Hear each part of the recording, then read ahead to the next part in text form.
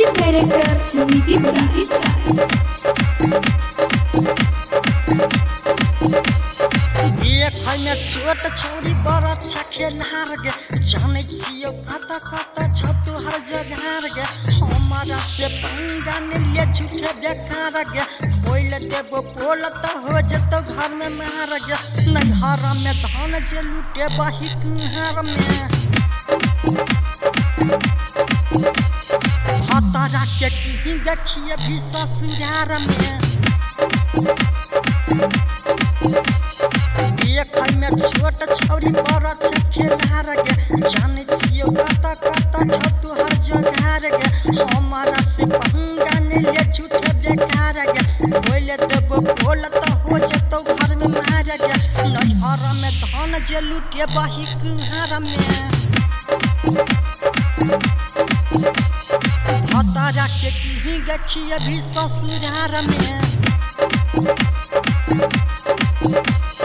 DJ Nitish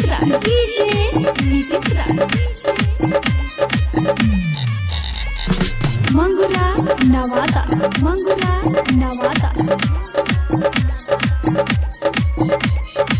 आज होता चढ़ जा छी बात करे छत पे लागे छुने रह भी एगो मरद पे साँझ होता चढ़ जा छी बात करे छत पे लागे छुने रह भी एगो मरद पे नैहर में धान जे लूटे बही कुहार में हतारा के की देखिए भी ससुरार में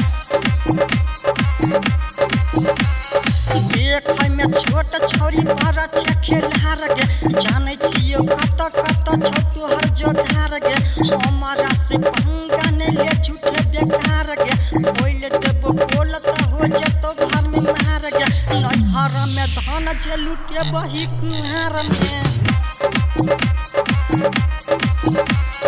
हतारा के की देखिए भी ससुरार में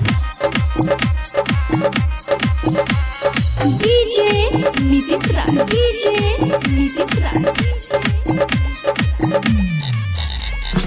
मंगुरा नवादा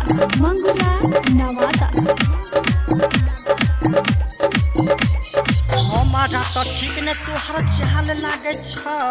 बुझतो जे भतारा त करतो बाधा लगे हमारा तो ठीक न तोहर लागे छौ चाल लगे बुझतो जे भतारा त करतो बाधा लगे नैहर में धान जे लूटे बही कुहार में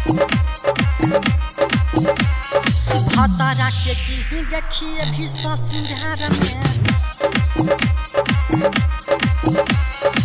एक है छोट छोरी बड़ा खेलहार गे जाने छियो कता कता छतु हर जगह गे